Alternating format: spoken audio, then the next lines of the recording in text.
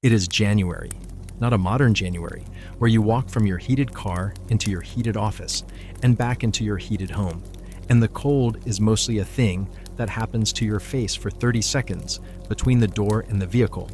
A real January, a medieval January, somewhere in northern France or England or the Germanic territories in the 13th or 14th century, when the cold was not an inconvenience to be managed by adjusting a thermostat, but a physical force that arrived every autumn and stayed until March, and had to be negotiated with every single day using every resource you had.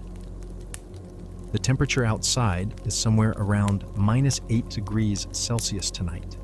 The wind has been coming from the northeast since midday and has found every gap in the building you live in, which has several gaps, because the building you live in was not constructed with the benefit of modern insulation standards, modern weather stripping, or indeed any weather stripping at all. The walls are doing their best. Their best is not very good by modern standards, but it is what it is, and you have been dealing with walls like these your entire life, and you have a system. The system is what this script is about, because here is the thing that the modern imagination consistently gets wrong about medieval cold. Medieval people were not simply cold. They were not passive victims of the winter, huddled in inadequate structures waiting for spring, while hypothermia slowly made its case.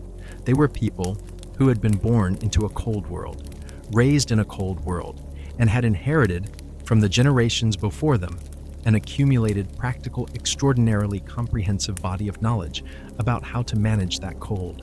The knowledge was woven into everything, into the architecture of their buildings, the design of their clothing, the food they ate, and the drinks they consumed, the social arrangements that determined who slept where and with whom, the specific technologies of warmth that their craftspeople produced and their households deployed, the daily schedules that organized the cold hours differently from the warm ones. This script is about all of that.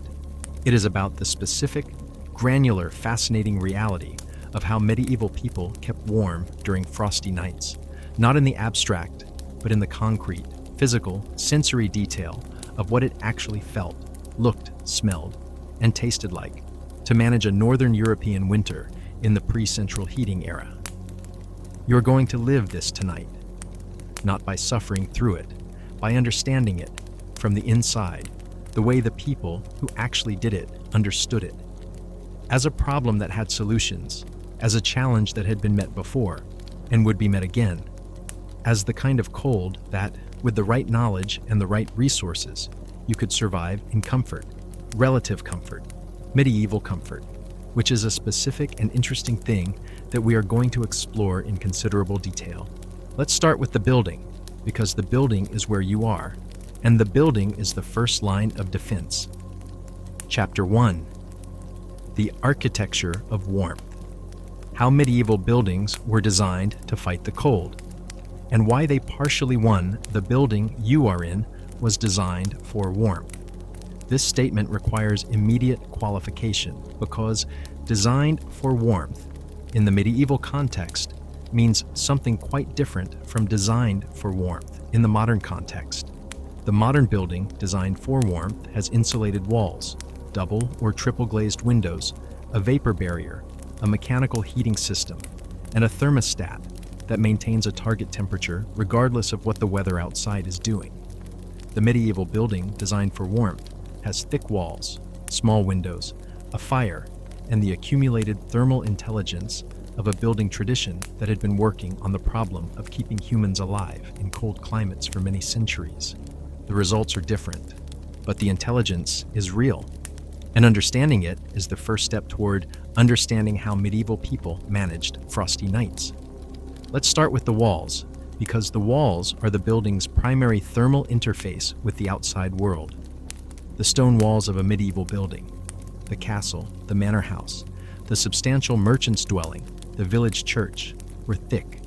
Not thick in the polite sense of a bit wider than modern walls, but thick in the sense of genuinely massive. Walls of 60, 90, 120 centimeters were standard in serious stone construction, and some castle walls exceeded 2 meters.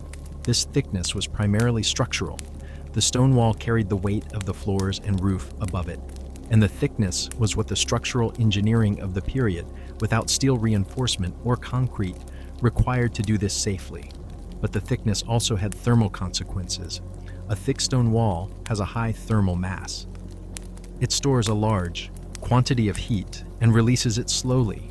A stone wall that has been warmed by the fire inside a room for several hours will continue to radiate that stored heat for many hours after the fire has been banked for the night. The thermal flywheel effect of the massive stone wall, absorbing heat during the active fire hours and releasing it slowly through the cold night, was not something medieval builders understood in terms of heat transfer physics, but it was something they understood empirically through generations of living in stone buildings and noticing that stone rooms stayed warmer longer than timber rooms after the fire was reduced. The timber-framed buildings of the medieval period, the wattle and daub construction of the peasant longhouse, the timber frame infill construction of the prosperous urban dwelling, had less thermal mass than stone but had other advantages. Timber, unlike stone, has some intrinsic insulating properties. Wood conducts heat more slowly than stone, which means that a timber wall is less cold to the touch and loses heat more slowly in the steady-state sense. The wattle and daub infill, the woven stick framework, plastered with a mixture of clay, straw, and manure, was a composite material that, when properly applied and maintained, provided a reasonable thermal barrier between inside and outside. The manure in the wattle and daub mixture was not incidental. Manure, particularly horse or cow manure, contains organic fiber and has reasonable insulating properties when mixed with clay and dried. The medieval builder, who included manure in the daub, was not merely using what was cheap and available, though it was both of those things. They were using a material whose specific properties, its fiber content, its density when dried, its capacity to fill gaps, made it genuinely better than clay alone for the purpose of sealing walls against drafts and cold. The draft was the enemy, not the cold of the wall itself, which was mitigated by the fire and the thermal mass, but the draft, the cold air that moved through gaps in the building envelope, carrying away the warmed air of the interior and replacing it with outside air at -8 degrees. A gap in the wall, a poorly fitted shutter, an ill-fitting door. Each of these was a location where the outside was directly communicating with the inside, bypassing the thermal barrier of the wall entirely. The medieval response to drafts was comprehensive and practical. Gaps in walls were sealed with clay, with moss, with strips of hide, with whatever material came to hand that could fill the gap and block the air movement.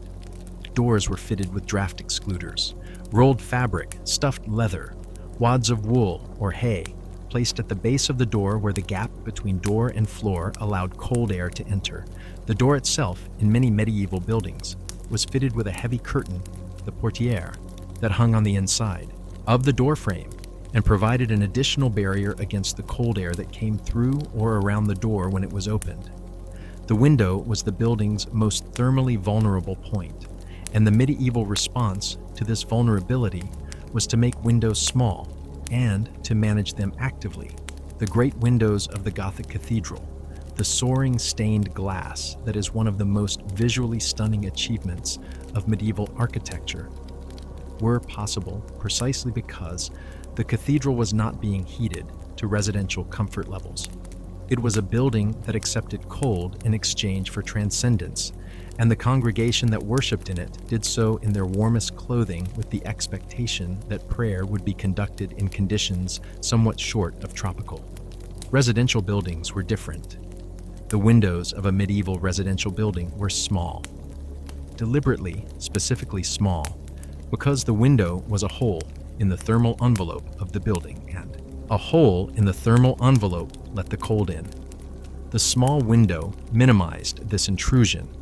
It also minimized the light, which was the trade-off that medieval domestic architecture accepted: darker interiors in exchange for warmer ones. Glass was available in the medieval period. Window glass was produced in Europe from at least the 7th century, but it was expensive, fragile, and not universally used in domestic buildings until the later medieval period.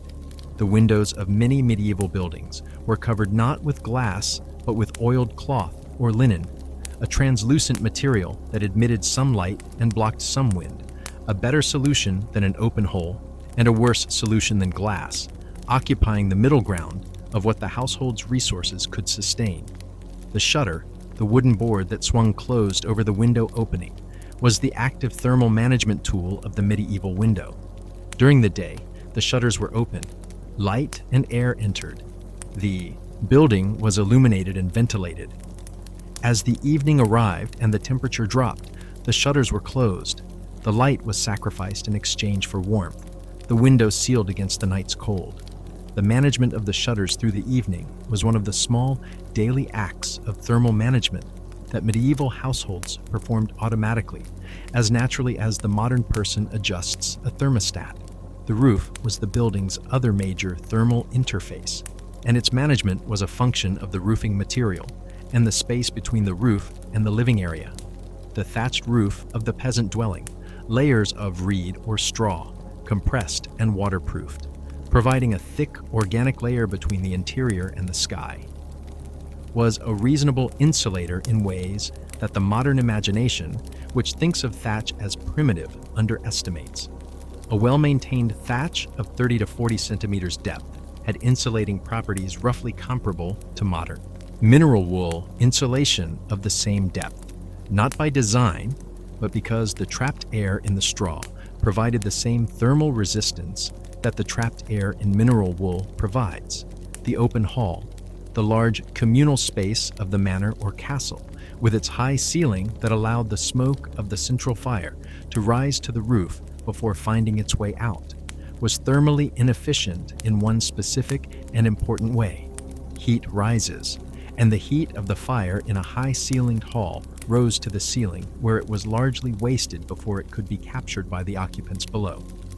The tapestry that hung on the walls of the great hall was partly decorative, partly narrative, the telling of stories through woven images, and partly thermal. The heavy textile created a layer of insulation between the cold stone wall and the room's interior, and the layer of still air trapped between the tapestry and the wall was a genuine, if modest, thermal improvement. The solar, the private upper room of the manor or castle, smaller and more easily heated than the great hall, the space to which the lord and his family retreated for private life and private warmth, was the architectural solution to the thermal inefficiency of the great hall. A smaller room with lower ceiling, a fireplace rather than a central hearth, the ability to be sealed with shuttered windows and a heavy door. The solar was the medieval equivalent of the heated inner room, the space that could be brought to a genuinely comfortable temperature and maintained there for the duration of the evening. The solar fireplace, the wall-mounted hearth with its chimney, which directed the smoke out of the building rather than allowing it to fill the room, was one of the significant architectural advances of the medieval period in thermal management. The central hearth of the longhouse, or the great hall, produced heat in all directions and smoke in all directions, the smoke rising through the smoke hole in the roof while filling the space below with a layer of haze. The wall fireplace with chimney concentrated the fire against one wall, directed the smoke upward and out, and allowed the room to be used without the chronic smoke exposure of the central hearth. The fireplace also created a specific thermal geography in the room. Very warm near the fire, progressively cooler away from it, and cold at the far wall. This thermal geography was not a problem to be solved, but a resource to be managed. The furniture was arranged accordingly, the seating concentrated near the fire, the sleeping position chosen to maximize proximity to the heat source.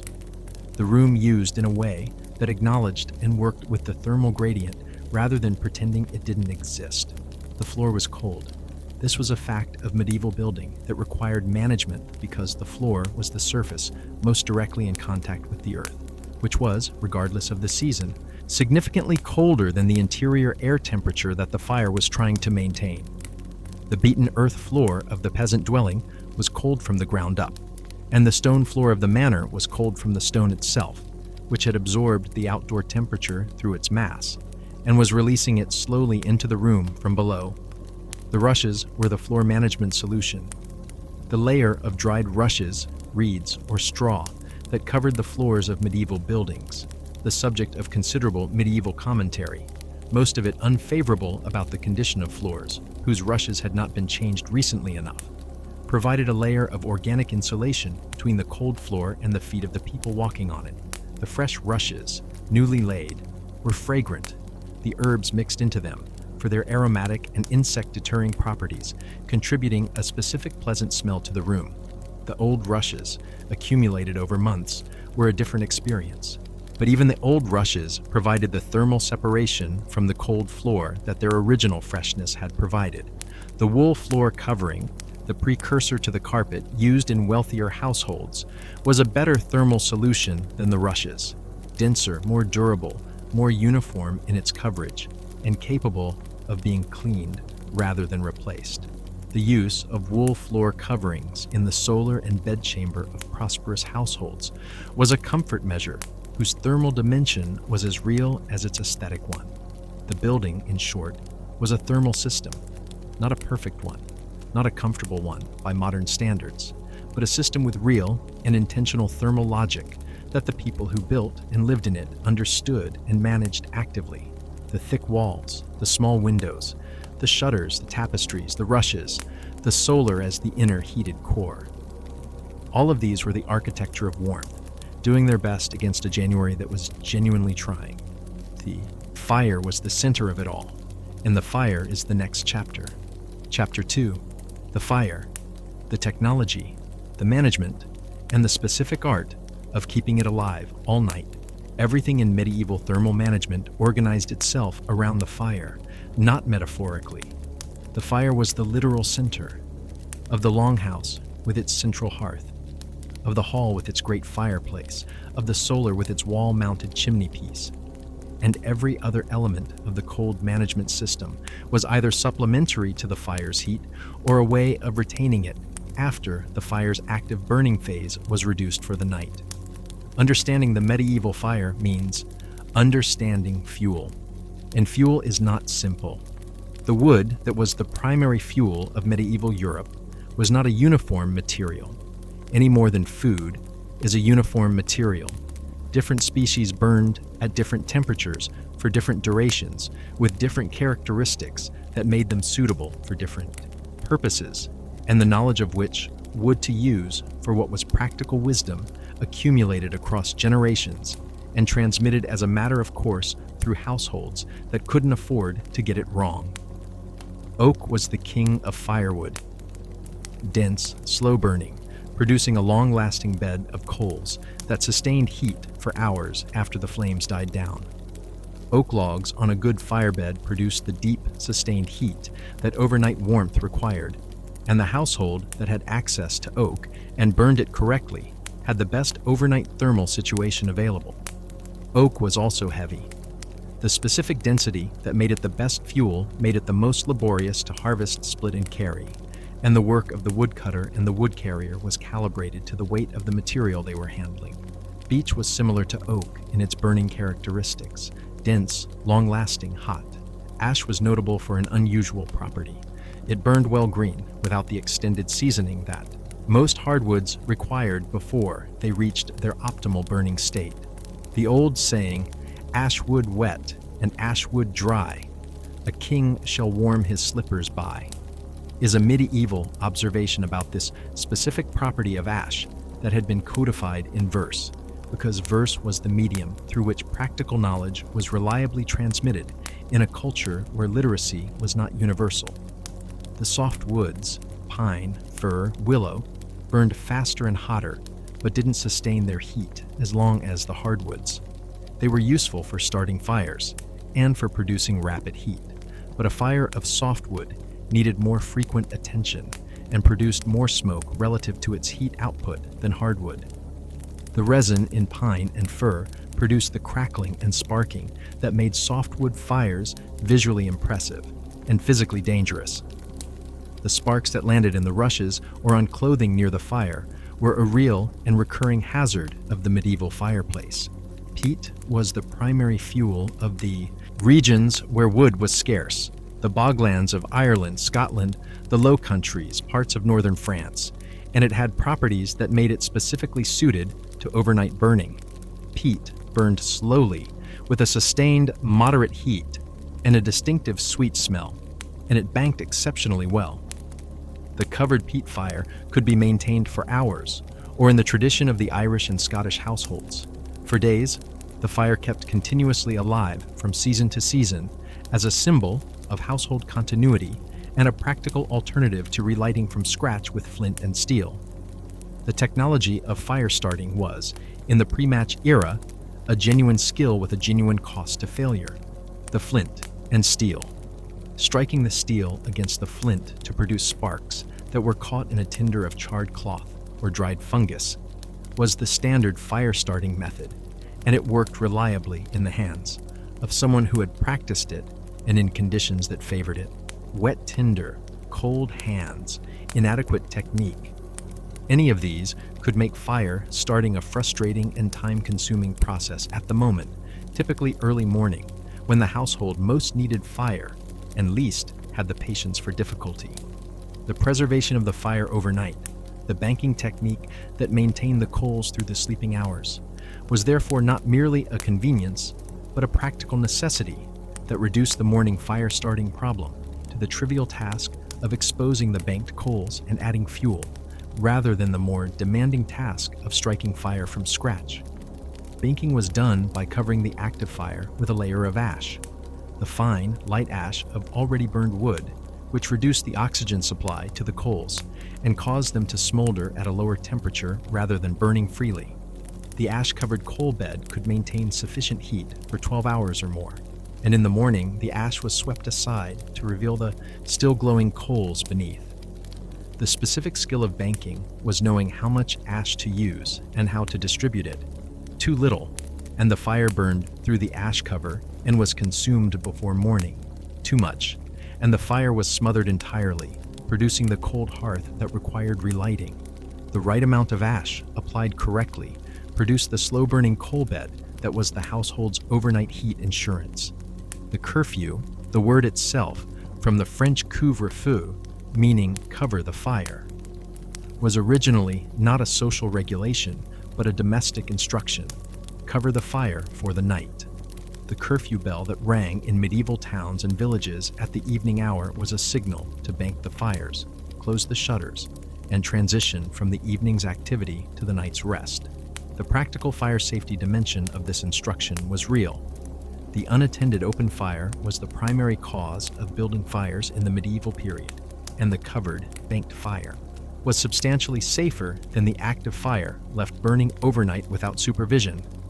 The fire tools of the medieval household were the implements of fire management: the poker for stirring and repositioning the burning material, the tongs for moving individual pieces of fuel, the bellows for directing air at the fire to increase its combustion, the ash rake for managing the ash cover, the log holder or andirons for supporting the logs above the hearth floor in a way that allowed air circulation beneath them for better burning. The bellows was a technology of genuine importance in the fire management system. The ability to direct a concentrated stream of air at a fire that was struggling to catch or that needed to be revived quickly was the difference between patience and frustration in the management of fires that didn't always cooperate with the household's schedule. The household bellows, worked vigorously at a reluctant fire, was one of the more familiar domestic sounds of the medieval evening and morning. The fireplace of the wealthier household was an architectural feature as well as a functional one. The stone or brick chimney piece, sometimes elaborately carved, sometimes painted, was the focal point of the room in a visual as well as thermal sense. The fire that burned in it was tended by designated household servants whose responsibilities included the management of the fire through the evening and the revival of the fire in the morning before the household's important members needed to be warm. The great hall fire was a different scale of operation from the chamber fire. The hall fire, burning in a large hearth against the end wall of the hall, or in the central hearth of the older hall design, was a fire that needed to heat a much larger space, and to do so throughout the hours when the hall was occupied, for dining and social life. The fuel consumption of the hall fire was correspondingly large, and the management of the fuel supply, the logs that needed to be brought in from the wood store, the fire that needed to be built up before the evening meal and maintained through the evening, was a significant logistical operation that the household staff managed as part of the daily routine. The wood store, the covered storage for the fuel supply, was one of the most important outbuildings of the medieval estate, because a household that ran out of firewood in February was a household in genuine trouble. The planning of the fuel supply, the calculation of how much wood or peat the household needed for the winter, the cutting and stacking and seasoning that produced the supply, was winter survival planning in the most direct sense, and the estate management literature of the period addresses fuel supply with the seriousness that it deserved. The poor household's fire was a different calculation from the manor's. The peasant family that cut their own wood from the Lord's forest, within the rights that the manorial system granted, which were specific and limited and enforced, had a fuel supply that was constrained by the rights they held, the time they had to cut, and the physical labor of processing the cut wood. The household that ran close to the edge of its fuel supply through the winter managed that fire with the specific conservatism of people who knew that the fire going out had consequences that extended beyond a cold night. The communal fire was the solution in some contexts. The large fire of the great hall to which the household and the servants gathered in the evenings, the shared warmth of the communal space, reducing the fuel required to keep everyone warm compared to maintaining separate fires in multiple rooms. The gathering at the fire was not merely social, though it was that. It was thermal strategy. Concentrate the people near the heat source, and the heat source suffices for many, rather than requiring many separate heat sources for few. The fire management continued through the night in the household that could afford to maintain someone specifically for this purpose. The servant, whose night duty included checking the fire, adding fuel if it was running low, ensuring that the banked coals were behaving correctly, and that no spark had landed in the rushes. In the great households, this function was part of the night watch's responsibilities. In the more modest household, it was the last-to-bed member of the family who performed it, and the morning first-up member who revived it. The specific smell of the medieval interior in winter, wood smoke, peat smoke, the specific organic smell of the burning fuel combining with the smells of the people and the food and the animals, was the smell of warmth. It was inseparable from the warmth itself, because the warmth came from the fire, and the fire produced the smoke, and the smoke permeated everything. The modern person who has never lived in a building heated only by open fire finds the smell of wood smoke in a closed space oppressive. The medieval person, for whom this was the baseline experience of winter warmth, associated it differently, not with oppression, but with safety, with the specific sensory signature of being inside and heated against the cold outside. This is not to say that medieval people were indifferent to the health effects of chronic smoke inhalation, which were real and documented in the elevated rates of respiratory conditions in populations that lived with open fires. But their relationship with the smoke was the relationship of people who had no alternative and had accordingly developed a cultural framework in which the smoke was acceptable, the cost of the warmth, rather than a problem to be solved. We will talk more about the fire's relationship to the other warmth technologies later. For now, let's move to the clothing, because the clothing was the warmth system that traveled with you when the fire didn't. Chapter 3. The clothing, layers, wool, and the specific genius of medieval textile technology. You are wearing more than you think. This is the first thing to understand about medieval cold weather clothing. It was not a single garment. It was a system, a deliberately layered system, organized around the principle that multiple thin layers of insulating material trap air between them more effectively than a single thick layer, and that the ability to add or remove layers in response to changing conditions provided the thermal flexibility that a single garment approach could not.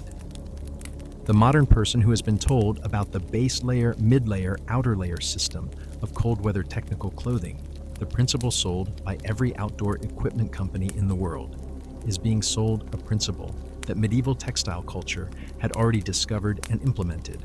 Not because medieval clothiers read the physics of heat transfer, but because generations of practical experience in cold environments had produced the behavioral pattern that the physics explains.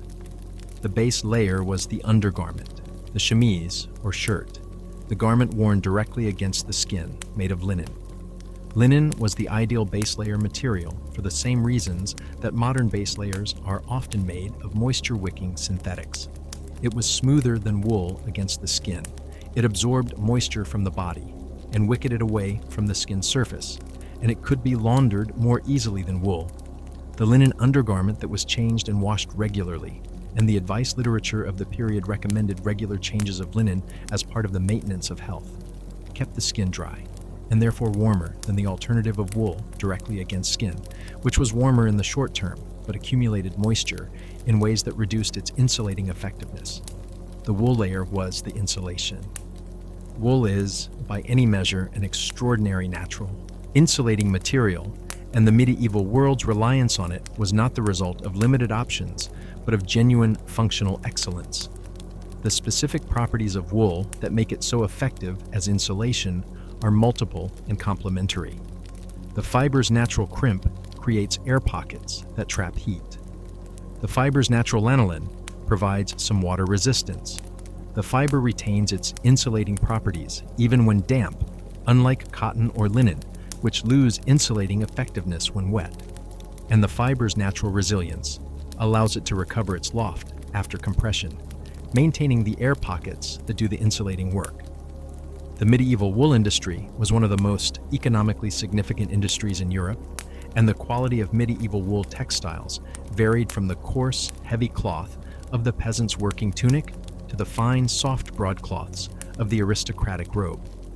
All of these were wool, but the quality of the fiber, the density of the weave, and the finishing processes applied to the cloth produced a range of products whose thermal properties were as varied as their prices.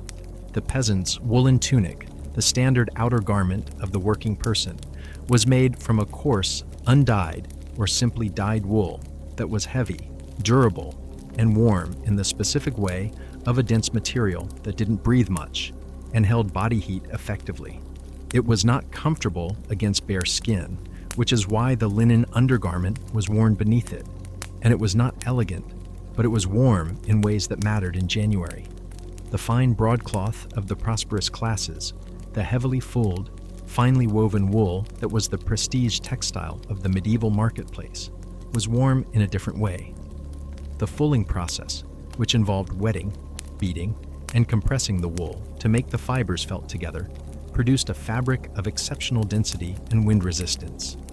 The fulled wool broadcloth didn't breathe at all, which made it cold when you started wearing it and very warm after the body heat had built up inside it, and which made it resistant to the wind in a way that unfilled woven wool was not.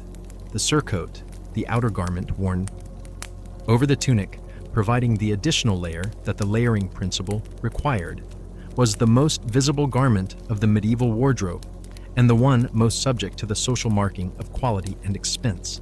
A surcoat lined with fur was the luxury version of the outer layer, the fur lining providing exceptional insulation on the inside, while the fabric exterior managed the wind on the outside. Fur was the premium insulation of the medieval world, and its use in clothing reflected both its thermal excellence and its social significance. The fur of large animals, wolf, bear, beaver, was the warmest and most prestigious. The fur of small animals, squirrel, rabbit, cat, was more accessible and widely used in the linings of middle-class garments. The specific fur that was worn communicated social status with the precision of a price tag and the sumptuary laws of the medieval period. The laws regulating who was permitted to wear what materials attempted to enforce the correspondence between social rank and fur quality that the nobility considered important, and that the prosperous merchant class, given the opportunity, cheerfully violated. The specific thermal mechanism of fur that made it so effective was the same mechanism as modern synthetic pile insulation. The dense, directional fibers of the fur trapped a thick layer of still air against the body, and still air is an excellent insulator. The fur that had evolved to keep the animal warm in its natural environment was, when sewn into a garment lining, doing exactly the same job for the human wearing it. The hood was the critical cold weather accessory, and the medieval hood was a more sophisticated piece of cold weather engineering than the modern baseball cap that has replaced it in contemporary consciousness.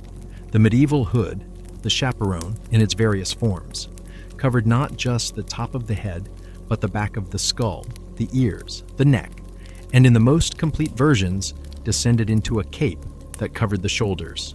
This was head covering as thermal technology, addressing all the surfaces from which the head and neck lost heat, not merely the crown of the skull. The physics of head covering in cold conditions was understood practically by medieval people, even without the specific knowledge that the head accounts for approximately 30 to 40% of total body heat loss, a proportion that varies with conditions, but that is significant enough that uncovering the head produces rapid core temperature reduction. The medieval person who wore their hood indoors in cold weather, who slept with their head covered, who added the hood to the outer garment for the walk to the well in January, was responding to a physiological reality that their experience had confirmed over and over: cover the head, stay warmer. The mittens and gloves were the extremity protection that the layering system extended to the hands. The hands were one of the body's primary heat loss sites in cold conditions. The blood supply to the hands was regulated by the body's core temperature management system, and when the core was cold, the blood supply to the hands was reduced, producing the cold, numb hands that made fine work difficult and prolonged cold exposure painful. The mitten, which kept all four fingers together in the same thermal environment, was warmer than the glove, whose individual finger pockets allowed more surface area and more heat loss. And the working person in cold outdoor conditions, who needed warmth more than dexterity, chose the mitten accordingly. The pattens, wooden platforms, strapped to the sole of the shoe, elevating the foot above the wet and cold ground, were the foot's equivalent of the floor rushes. The ground was cold, and the cold of the ground was conducted into the feet through the shoe's leather sole. The wooden patten worn over the shoe created an air gap between the leather sole and the cold ground, reducing the conduction of cold into the foot. The image of medieval people in wet weather clomping around on wooden platforms that added several inches to their height is the image of a practical thermal solution that also happened to produce a characteristic sound on stone floors. The woolen hose, the leg covering that medieval men wore, and that was the primary cold weather garment for the lower half of the body, was thermal management for the legs and the considerable surface area they represented. The hose of the period varied from knee-length stockings to full-length garments, covering the leg from toe to hip, the longer version providing better thermal coverage but requiring more complex attachment to the upper garments. The long hose that attached directly to the upper garment at the waist was both a fashion statement and a thermal solution, leaving no gap between the upper body's warmth and the lower body's warmth of the kind that a short hose would have produced. The sleeping cap, the coif, or the more substantial sleeping cap of the wealthier household, was the clothing item most directly relevant to frosty nights, because it was the item specifically designed for the overnight cold management. The head covered during sleep retained the heat that an uncovered head would have radiated into the cold air of the bedroom, and the covered head of the sleeping person was meaningfully warmer and therefore more comfortable and more rested than the uncovered alternative. The sleeping cap was not merely practical, it was medically recommended. The medical literature of the period organized around the humoral theory that had specific and elaborate ideas about the relationship between the head, the brain, the cold, and various diseases prescribed the covering of the head in sleep as a health measure. The cold, according to the humoral framework, was particularly dangerous to the brain. The cold air that contacted an uncovered head during sleep could penetrate through the skull to the brain and produce the cold, phlegmatic imbalances associated with various diseases. The sleeping cap was therefore simultaneously thermal comfort and medical prophylaxis, and the convergence of practical experience and theoretical recommendation made it one of the most consistently adopted items of medieval bedtime wear. The layering of clothing for sleep was the other dimension of the nighttime clothing system. The removal of outer garments for sleep was not the removal of all garments. The chemise was retained, and in cold weather the woolen tunic or a lighter woolen garment might also be retained. The sleeping person wearing 2 layers of textile and the sleeping cap as their overnight insulation before the bedding was added. The fully clothed sleeper in a cold room was managing their thermal situation with every layer they had, and the question of whether to remove the outer garment for sleep or keep it on was a calculation that the temperature of the room determined. The servants who slept in the great hall, on the floor near the dying fire, wrapped in their cloaks, were sleeping fully clothed, the cloak serving as both the outer layer of the day's clothing and the primary covering of the night. The practical non-distinction between day clothing and night clothing at the lower social levels was not a failure of domestic organization. It was the thermal strategy of people for whom every layer counted and who could not afford the luxury of clothing that served only one function. Chapter 4. The bed, the most expensive piece of furniture you owned, and why it was worth every penny. The bed was not furniture. Let's be clear about this before we proceed, because the modern relationship with beds, as consumer goods with expected lifespans, as items selected from catalogs and replaced when worn out, as things you own the way you own a kitchen table, is so different from the medieval relationship with beds that starting with the wrong assumption will cause you to misunderstand everything that follows. The medieval bed, specifically the high-quality bed of a prosperous household, was a capital asset. It was listed in wills alongside silver plate, jewelry, and land. It was bequeathed to specific heirs with the same legal care as property. It was carried from house to house when a household moved because it was too valuable to leave behind. It was the subject of detailed description in the household inventories that medieval estate management produced, itemized with the specificity reserved for objects of genuine worth. The reason for this was cost. The medieval bed was expensive in a way that requires understanding the pre-industrial economics of textile production to fully appreciate. Every piece of fabric in the medieval bed, the mattress cover, the sheets, the blankets, the coverlet, was handmade from fiber that had been grown, cleaned, spun, woven, and finished through a labor-intensive process at every stage. A single high-quality wool blanket represented weeks of skilled labor.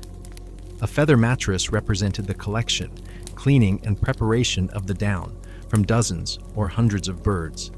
A fur-lined coverlet represented the trapping or farming of the animals, the preparation of the pelts, the skilled work of the furrier, and the cost of the fabric to which the fur was attached. The full bed of a prosperous medieval household. The feather mattress, the linen sheets, the wool blankets, the fur coverlet, the canopy and curtains of the four-poster, was an investment comparable to a significant piece of land, and it was treated accordingly. This context makes the medieval bed's thermal engineering comprehensible in its ambition. You didn't just put expensive materials into a bed because you were showing off, though showing off was absolutely part of it. You put expensive materials into a bed because expensive materials were the best available insulation, and the best available insulation was what you needed to survive the January night that was trying to get into your bedroom. Let's build the bed from the bottom up, because the construction of the medieval bed was deliberately layered in ways that served specific thermal functions at each level. The floor was the starting problem. The floor of the medieval bedroom, stone, tile, or beaten earth, was cold from the ground up, and cold from the ground conducted into the sleeping body through whatever was between them. The bed frame solved this problem by elevation. Raising the sleeping surface above the floor created an air gap that broke the thermal conduction between the cold floor and the sleeping body. The higher the bed, the more effective this elevation. The great beds of the aristocracy, which stood so high that a step or a small stool was needed to mount them, were high partly for symbolic reasons and partly because more elevation meant more thermal separation from the cold floor. The rope, or wooden slat base of the bed frame, was the first layer of the sleeping surface, the structure that supported the mattress. The rope base of the typical medieval bed was strung between the bed frame's rails in a grid pattern, the rope providing a flexible, somewhat springy base that distributed the mattress's weight and the sleeper's weight evenly. The tightness of this rope, sleep tight, is one of the phrases whose possible origin is the nightly or weekly tightening of the bed ropes that had stretched with use. Determine the quality of the support. The mattress was the second layer, and the mattress was where the bed's thermal performance began in earnest. The hierarchy of medieval mattress materials mapped almost exactly onto the social hierarchy of the households that used them. At the top, the feather mattress, stuffed with down. Down, the soft, fine underfeathers of waterfowl, primarily geese, is still among the best natural insulating materials known. Its specific thermal properties are a function of its structure. Each down cluster is a three-dimensional branching fiber that traps a large volume of air relative to its own weight, creating a low-density material with exceptional insulating capacity. A feather mattress was warm from beneath as well as from the coverings above, the down beneath the sleeper's body compressing under their weight, but still providing significant insulation from the cold below. The feather mattress was also extraordinarily comfortable, the down conforming to the body's contours in a way that no other material of the period could match. This was not irrelevant to the cold management system. Comfort contributed to the quality of sleep, and the quality of sleep determined how effectively the body used the night's rest to recover from the day's cold exposure.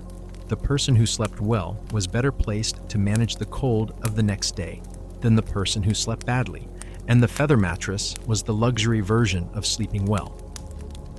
Below the feather mattress in the hierarchy, the wool mattress. Wool stuffing was warmer than nothing and considerably less warm than feathers, but it was accessible to a wider range of households and provided genuine thermal benefit. The wool mattress compressed more than the feather mattress, reducing its insulating loft under the sleeper's weight, but a thick wool mattress was still a meaningful improvement over the alternatives below it. The straw mattress was the baseline, the fabric sack stuffed with straw or hay that was the sleeping surface of the majority of the medieval population. Straw insulated through the air trapped in its structure, the same mechanism that made the thatched roof work, and a thick straw mattress was meaningfully warmer than sleeping on bare boards or bare ground. It was also not particularly comfortable, and it was vulnerable to the moisture and the vermin that were constant features of medieval domestic life, requiring periodic replacement of the straw when it had compressed, dampened, or become too thoroughly inhabited by the insects that found it as attractive as the human using it. The sheets were the next layer. The bottom sheet, the sheet between the sleeper and the mattress, was linen for the reasons already established. Smooth against the skin, moisture managing, launderable. The quality of linen varied from the coarse, rough linen of ordinary households to the fine, bleached linen of wealthy ones, and the texture of the sheet against the skin on a cold night was one of the more immediately sensory aspects of the class divide in medieval domestic life. The upper sheet, if the household used one, was also linen, providing a smooth layer between the sleeper's body and the woolen blankets above. The woolen blanket directly against skin was warm but scratchy, and the upper sheet mediated this contact in the same way that the linen undergarment mediated the contact between skin and outer wool garments during the day. The wool blankets were the thermal core of the bedding system. Not one blanket in cold weather, multiple blankets layered over the sleeping body, each layer adding insulation, and each layer creating a small air gap between it and the next that contributed additional thermal resistance. The number and quality of wool blankets in a household's bedding was a direct indicator of the household's resources and a direct determinant of how warm the people in that household slept. 2 good wool blankets over a feather mattress and under a fur coverlet was one sleeping situation. One thin wool blanket over a straw mattress was another, and the cold of the January night was experienced very differently in these two situations. The fur coverlet was the luxury outer layer, the heaviest, most prestigious, most expensive piece of bedding in the wealthy household's inventory.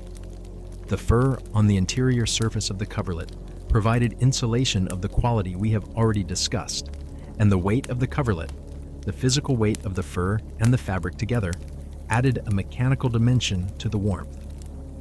The pressure of the heavy covering against the body helped retain body heat by reducing the movement of air between the bedding and the skin.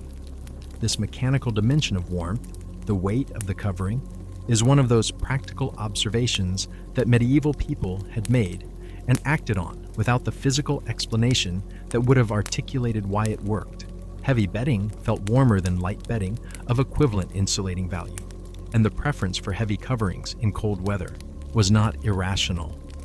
The weight reduced convective heat loss, the movement of air between body and covering that carries heat away, in ways that the physics of insulation captures, but that the medieval bedmaker understood simply as heavier is warmer.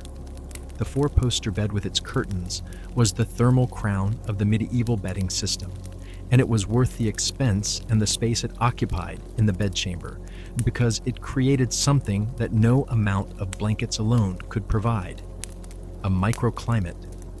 The curtains of the four-poster bed, heavy wool or silk hangings suspended from the canopy frame, drawn closed around the sleeping space on all four sides and sometimes overhead as well, enclosed the sleeping area in a small textile walled room within the larger cold room of the bedchamber.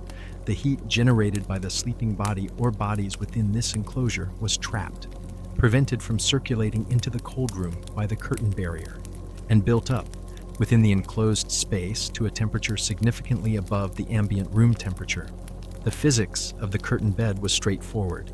The body generates heat continuously. The curtains prevent that heat from escaping into the larger cold space, and the enclosed volume of air within the bed reaches a temperature determined by the balance between heat, input from the body, and heat loss through the curtains. A good set of thick wool curtains, properly drawn, could maintain the interior of the bed at 15 to 20 degrees Celsius on a night when the room temperature was approaching zero. A difference that was the difference between adequate sleep and miserable cold. The warming pan was the technology that bridged the gap between the cold bed and the warm bed, because even the finest curtain bed with the best feather mattress and the most opulent fur coverlet was cold when you first got into it. Cold sheets against warm skin, cold mattress beneath the bottom sheet, thermal mass of the bedding not yet warmed by the body that would eventually warm it. The warming pan solved this with elegant directness.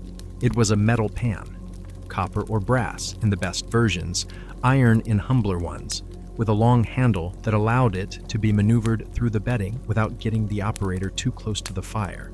The pan was filled with hot coals from the fireplace, and the perforated lid contained the coals while allowing the heat to radiate outward. The warming pan was then moved through the bed, slid between the sheets and blankets, passed along the length of the sleeping surface from foot to head, transferring the heat of the coals into the bedding and warming the interior of the bed before the sleeper entered. The warming pan's effect was immediate and genuine. A bed that had been properly warmed had sheets that were warm to the touch, blankets that were not cold and stiff, but warm and pliable, a foot end that was toasty rather than icy. The sleeper who got into a warmed bed was getting into a warm space, not a cold one, and the body heat that would maintain that warmth through the night started from a position of thermal advantage rather than thermal deficit. The technique of warming the bed was a domestic skill practiced by household servants in wealthy households. The turning of the bed, the warming of the sheets, the preparation of the sleeping space as part of the evening's household management, and by family members in more modest households. The timing mattered. Too early, and the warming pan's heat dissipated before the sleeper arrived. Too late, and the sleeper was waiting impatiently for the bed to be ready. The correct timing, warming the bed as the sleeper was completing the final preparations of the evening, so that the bed was at its warmest when the body entered it, was the kind of practical knowledge that experienced household management accumulated without needing to articulate it. As a rule, the hot stone was the warming pan of those who didn't have a warming pan, a flat stone heated in or near the fire for an hour, wrapped in cloth to prevent direct contact with the bedding, placed at the foot of the bed before retiring. This was the accessible version of the same technology.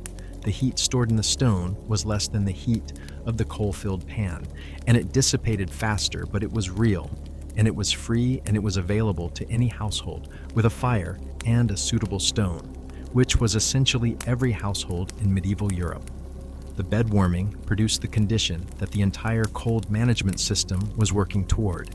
The warm bed in the cold room, the enclosed sleeping space that was warmer than its surroundings, the thermal refuge that the body could spend the night in without the continuous cold stress that unmanaged cold produced. The person who got into a properly prepared medieval bed on a January night was not comfortable in the modern sense, but they were warm enough, and warm enough was what medieval January required. Chapter 5. The Food and Drink, Fighting the Cold from the Inside Out. The cold management system of the medieval frosty night did not begin when you got into bed. It began at the dinner table. This is not a metaphor.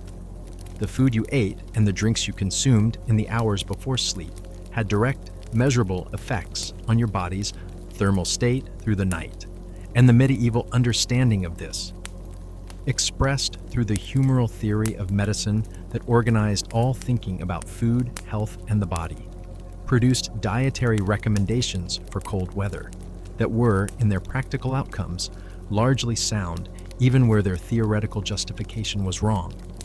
The humoral theory classified foods by their qualities: hot, cold, moist, dry, in the same four-quality framework that it applied to the humors themselves and to the seasons. Winter was cold and moist. The body in winter needed to counteract these qualities by consuming foods that were hot and dry. Warming, drying foods that would restore the humoral balance that the cold season was disturbing. The physician who prescribed warming foods for winter was doing so within a theoretical framework that had no relationship to modern nutritional science.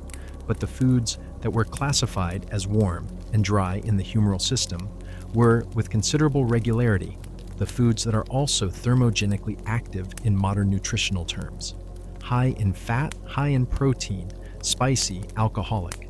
The convergence was not coincidental.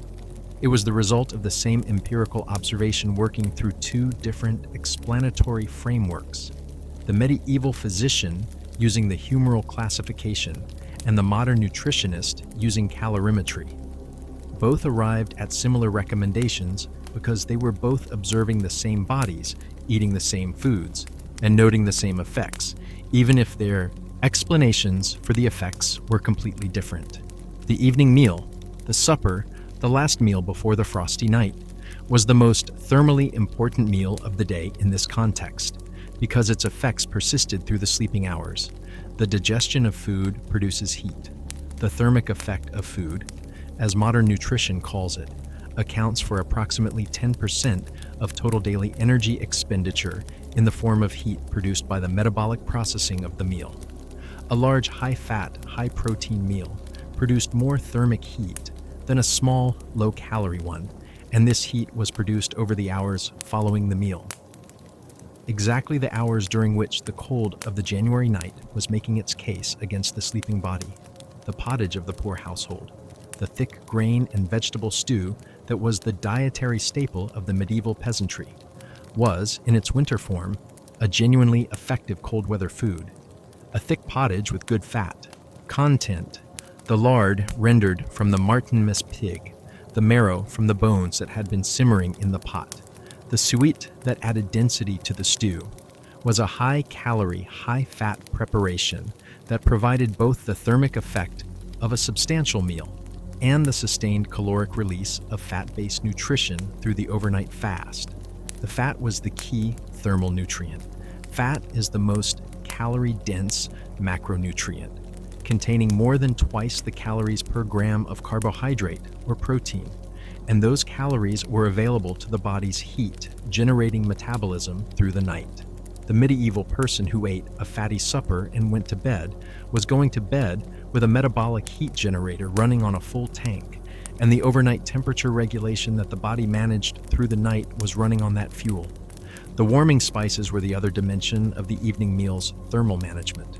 Ginger, pepper, cinnamon, cloves, nutmeg, the spices that the medieval medical tradition classified as hot and dry, and that the trade networks of the medieval world made available at prices that restricted their use primarily to prosperous households, were used specifically in cold weather cooking because of their warming properties.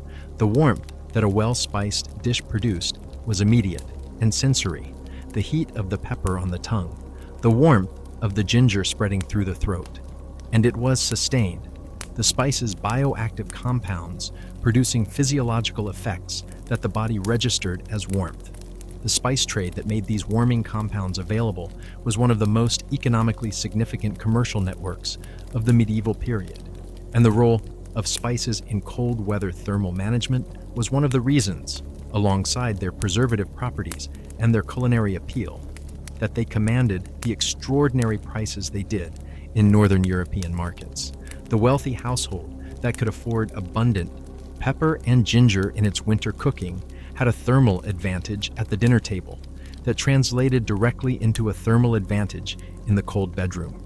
For those who couldn't afford the imported spices, the locally available warming herbs served some of the same functions.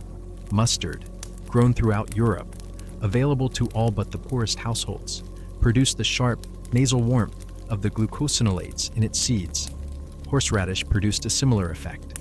Garlic and onions, both warming in the humoral classification and both genuinely thermogenic in their bioactive compounds, were the thermal seasonings of ordinary households. The wealthy had pepper and ginger. The ordinary household had mustard and garlic. The poor had onions, but the principle, heat the body from the inside with warming foods before the cold night, was applied across the social spectrum with whatever was available. The drinks of the evening were perhaps the most directly thermal element of the pre-sleep preparation, and they operated through several distinct mechanisms simultaneously. Ale was the standard drink of the medieval English and Northern European population. Not wine, which was expensive and southern in its production, but ale, the fermented grain beverage, brewed in most households, available in vast quantities, providing calories and the specific warmth of alcohol, alongside hydration. The ale of the period was considerably weaker than modern beer in most everyday forms. The small ale or table ale that accompanied every meal was perhaps 2 to 3% alcohol, but its caloric content and the alcohol's physiological effects were real even at this modest level. Hot ale. Ale heated before the fire to a temperature that produced steam, sometimes spiced with ginger or other warming spices, sometimes sweetened with honey, was the cold evening comfort drink of the majority of the medieval population, and it was effective in ways that both the humoral theory and modern physiology can explain. The warmth of the liquid itself, ingested, raised the temperature of the digestive tract. The alcohol produced vasodilation, the widening of blood vessels that increased blood flow to the skin and produced the subjective sensation of warmth. The calories of the ale provided metabolic fuel. The spices, if added, contributed their own warming properties. Drinking hot spiced ale before bed on a January night was, by any measure, a reasonable thermal preparation for sleep. Hippocras was the hot spiced wine of the wealthy. Wine combined with honey and a mixture of warming spices, heated and strained, served as the evening drink of the prosperous household. The recipe for Hippocras appears in virtually every medieval cookbook and household management text, its near universal presence indicating how central it was to the evening routine of households that could afford it. It was the medieval version of the hot toddy, and it served the same thermal function that the hot toddy has served in every period and culture that has discovered the combination of hot liquid, sugar, and alcohol. Posset was the sleeping drink specifically, a mixture of hot milk or cream with ale or wine, sometimes with spices added, designed to be consumed immediately before sleep. The posset appears in the medical literature as both a comfort drink and a medical preparation. It was recommended for warming the body before sleep, for promoting sound sleep, and for various conditions associated with cold and chill. The warm milk that modern people drink to promote sleep is a direct descendant of the medieval posset and the sleep-promoting properties of warm milk.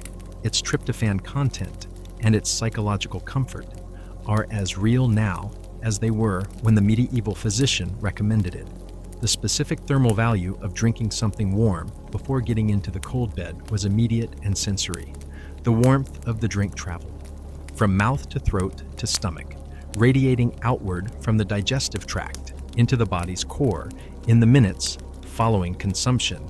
Getting into the cold bed immediately after drinking a hot posset or a cup of hot, spiced ale was getting into the cold bed with an internal heat source recently activated, and the combination of the warm drink's metabolic effect and the warming pan's external heating of the bed provided the thermal preparation for sleep from both inside and outside simultaneously. The bread of the evening meal contributed to the thermal situation in a different way, through the sustained energy release of complex carbohydrates that would fuel the body's heat. Generation through the overnight fast, a good supper of pottage and bread with the fat content of the pottage and the complex carbohydrates of the bread together providing both immediate and sustained caloric release, was the nutritional foundation of the body's overnight temperature regulation. The medieval physician's advice to eat a moderate but satisfying supper before the cold night was nutritionally correct, even where its humoral theoretical justification was wrong. The feast days of the medieval calendar, the great celebrations that punctuated the year with elaborate communal eating and drinking, fell at points in the calendar that were also thermally significant. The Christmas feast, at the heart of the winter cold season, was not merely a religious celebration. It was a massive collective thermal loading event. The entire community eating and drinking in quantities that the ordinary day's diet didn't match, consuming the preserved foods of the Martinmas slaughter, the spiced wines and ales of the celebration, the rich dishes that feast day cooking produced. The Christmas feast warmed the people who attended it from the inside out, and the warmth it produced was stored in the body as metabolic fuel for the cold days that followed. The fast days were the thermal counterpart, the days on which the church required abstinence from meat and fat, which were also the days on which the body's thermal resources were most constrained. The extensive medieval fasting calendar, Fridays, the Advent season before Christmas, the Lenten season before Easter, the Ember Days, and the vigils of major feasts, created regular periods in which the warming, fatty foods that the thermal system relied on were unavailable, and the management of the cold on fast days was a challenge that the dietary culture acknowledged without solving. The fish that was the fast day alternative to meat provided protein and some fat, and the imagination and skill of medieval cooks in making fast day food genuinely nourishing was a practical response to the thermal, as well as the gustatory challenge of the extensive fast calendar. Water was not the primary drink of the medieval evening. Water in the pre-germ theory era was understood to be potentially dangerous for practical reasons that the humoral theory explained through the wrong mechanism, and the preference for ale, wine, or other fermented beverages was a rational response to this understanding. But water heated and used to make herbal preparations, the infusions of warming herbs that the household produced from the herbs growing in the garden or stored in the dry goods, was part of the evening drink repertoire. The herbal infusions of the medieval household were not the neatly packaged herbal teas of the modern supermarket, but were the products of the household's own herb garden and the accumulated knowledge of which plants served which purposes. Elderflower for the respiratory conditions that cold weather exacerbated, chamomile for settling the stomach, and promoting sleep. Ginger infusion for its warming properties. The household's herbal medicine overlapped with its thermal management in ways that were entirely natural given the humoral framework, which understood cold-related illness as a humoral imbalance that both warming foods and warming medicines addressed. Chapter 6. The Animals, the most underrated heating system in medieval history. The pig is standing in your house, not at your door, not in an outbuilding, in your house, in the same room where you sleep and eat and live. The pig and the cow and possibly the sheep and the chickens who are roosting on a beam overhead, and the dog who is lying as close to the fire as the fire will tolerate, are all in your house. This is not a failure of domestic organization or a sign that you have given up on maintaining a distinction between agricultural and residential space. This is a heating strategy. The use of domestic animals as a heating resource is one of the most practically brilliant and most consistently overlooked aspects of medieval cold management, and it deserves extended treatment because it illustrates something important about how pre-industrial people thought about the resources available to them. The resources included everything, including the thermal output of the living things sharing your space, and they were used accordingly. The thermal physics of the situation were simple and significant. A cow at rest produces approximately 1,000 to 1,500 BTUs of heat per hour, roughly equivalent to a small space heater, simply through the metabolic processes that keep it alive. A pig produces approximately 600 to 800 BTUs per hour. A sheep produces approximately 300 to 400 BTUs. A chicken contributes less individually, but more than nothing, and a flock of chickens roosting in a space produces a collective thermal contribution that is measurable and welcome. The peasant household that brought its animals inside for the winter, the longhouse design in which the family occupied one end and the animals the other, with a single shared space, was not sacrificing domestic comfort for agricultural convenience. It was accessing a heating resource that was otherwise going to waste outside in the cold. The animals needed shelter in winter, the family needed warmth.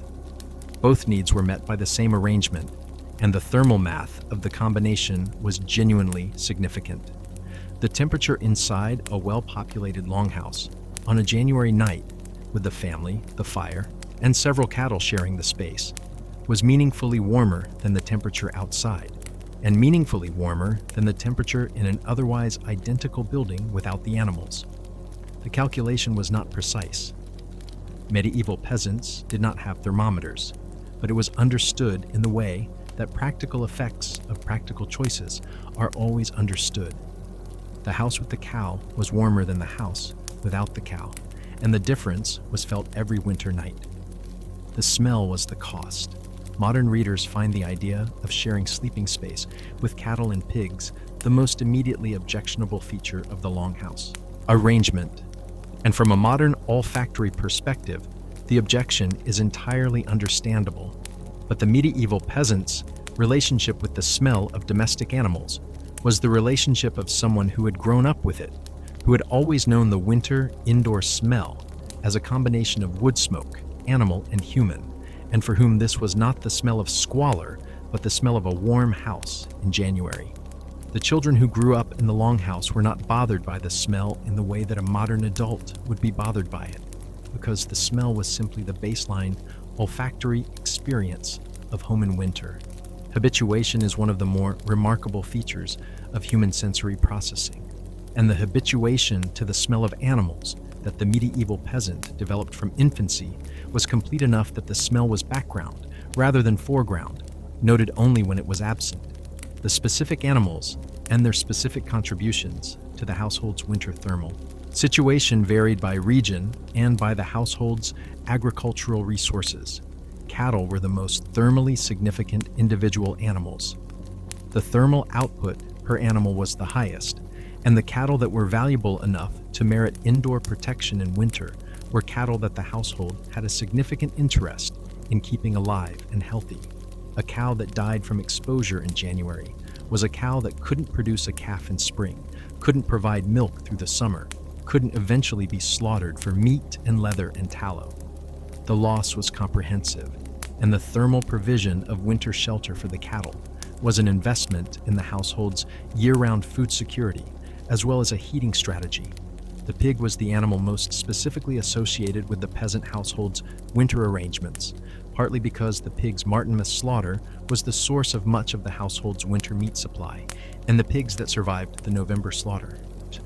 The breeding sow, the young pigs being raised for the following year's slaughter, needed shelter through the winter. The pig's intelligence and adaptability made it a more socially complex indoor companion than the cattle, with the pig's tendency to investigate and interfere with household activities representing a management challenge that the longhouse resident balanced against the thermal contribution the animal provided.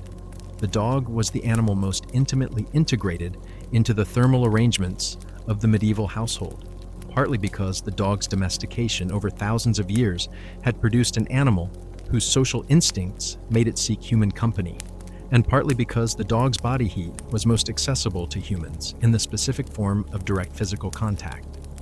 The dog that lay against the sleeping human, whose body heat was conducted directly through the contact of fur and skin, was providing warmth in the most efficient possible way, not warming the air of the room, but warming the specific body it was in contact with.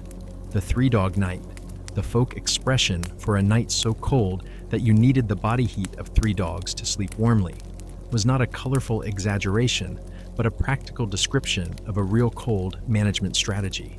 The large dog lying against the back of a sleeping person provided several hundred BTUs of direct body heat, the warmth traveling by conduction and radiation from dog to human in a way that no amount of extra blankets could quite replicate, because the blankets required the human's own body heat to warm them first, while the dog arrived already warm.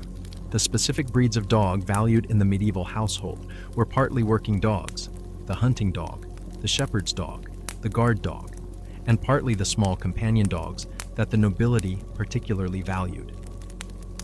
The companion dogs of the medieval aristocracy were valued partly for their social qualities and partly for their thermal utility. A small dog curled on the lap during the cold evening or tucked under the coverlet at the foot of the bed was a portable, self-renewing heat source that required no fuel and no management beyond the affection that was, in most cases, freely given. The cat was the other feline presence in the medieval household's thermal arrangements, and the cat's contribution was somewhat different from the dog's. The cat was primarily a working animal. The rodent control function that the cat served was essential in a household where food stores were vulnerable to mice and rats. But the cat's thermal contribution was real and was part of the calculation. The cat that settled on a sleeping person's feet was, from the human's perspective, a small but effective foot warmer. The cat that settled on the pile of clothing near the fire was warming the clothing that would be cold when put on in the morning. The cat, in all its typical indifference to the human's agenda, was contributing to the thermal management of the household in the specific ways that suited the cat's preferences, which happened to align reasonably well with the human's thermal needs. The communal sleeping of the medieval household extended in the most practical cold management arrangements to the deliberate positioning of the family and animals together for maximum shared warmth. The peasant family sleeping at one end of the longhouse, with the cattle at the other end, and the heat of both the fire and the animals moving through the shared space, was in a thermal situation that was meaningfully better than the sum of its individual parts. The heat from the fire, the heat from the cattle, and the heat from the human bodies combined in the enclosed space to maintain a temperature that none of these sources alone could have achieved. This combination, the synergy of multiple heat sources in an enclosed space, was the essence of medieval cold management at the practical level. No single strategy was sufficient. The fire alone couldn't maintain comfort in a cold room without the support of the insulated walls and the closed shutters. The warm clothing alone couldn't prevent the cold of the unwarmed bed. The animals alone couldn't replace the fire, but fire plus clothing plus animals plus the insulation of the building plus the warming food and drink plus the designed warmth of the bed Together, these formed a system whose combined effect was greater than any individual component. The wealthy household that had no animals in its living quarters used human bodies as the equivalent thermal resource. The great hall, crowded with the household's members and guests during the evening, 40 or 50 people generating heat in the same enclosed space, was using the same thermal logic as the longhouse peasant with his cattle. Multiple bodies, enclosed space, combined heat. The ball and the banquet of the aristocratic household were thermal events, as well as social ones, and the warmth of the crowded hall was partly a function of the fire and partly a function of the bodies. Chapter 7. The social warmth. Who slept with whom? Why communal beds were thermal brilliance, and why the modern private bedroom is a recent luxury. You are not sleeping alone. This is the thermal fact that modern sensibility finds most surprising about medieval sleep, and it is the thermal fact that was most directly significant in the management of the Frosty night. The medieval sleeping arrangement, in which multiple people shared a bed, a room, or a sleeping space, routinely and without the social awkwardness that the modern framework would assign to it, was not merely a social convention or a function of limited space. It was a heating strategy, and it was one of the most effective heating strategies available. The physics were straightforward. Each human body at rest generates approximately 70 to 80 watts of heat.